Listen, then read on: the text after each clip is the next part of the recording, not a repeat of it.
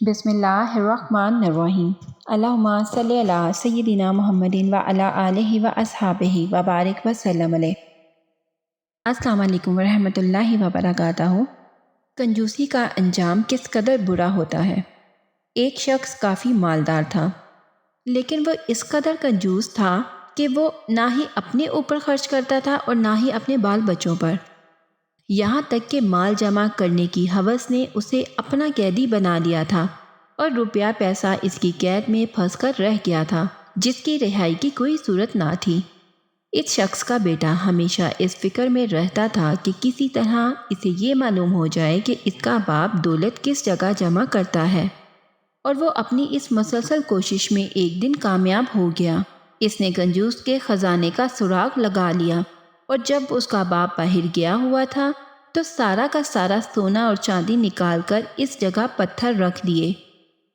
باپ جس درجے کا کنجوس تھا، بیٹا اسی درجے کا بد عقل اور عیاش تھا۔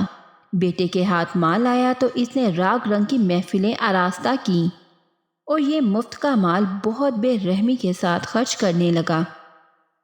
آخرکار کنجوس پر یہ راز کھل گیا، اور جیسے ہی اسے پتہ چلا تو اس نے اپنا سر پیٹ لیا۔ لیکن اب کیا ہو سکتا تھا؟ اب تو صورتحال یہ تھی کہ باپ فکر و غم کی وجہ سے ساری رات جاگتا رہتا تھا اور بیٹا رقص و سرود کی محفل میں مدہوش رہتا تھا۔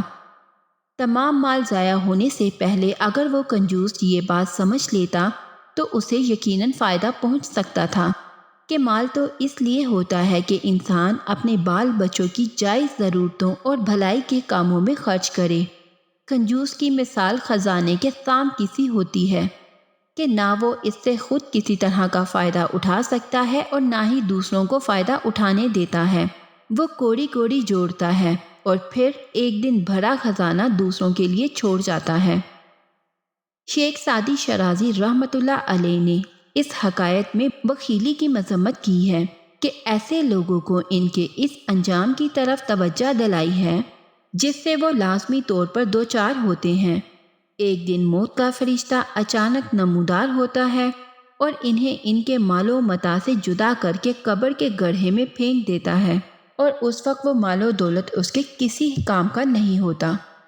اللہ ہم سب کو اس طرح کی کنجوسی سے اپنی پناہ میں رکھے اور ہمیں دل کھول کر خرچ کرنے کی اور صدقہ خیرات کرنے کی توفیق عطا فرمائے۔ آمین اللہم آمین۔ ویڈیو کو صدقہ جاریہ سمجھ کر آگے ضرور شیئر کریے گا اور ہمارے ساتھ اس ثواب درآمد میں ضرور شامل ہوئے گا۔ اگلی ویڈیو تک اپنا بہت سارا خیال رکھیے گا۔ اللہ حافظ۔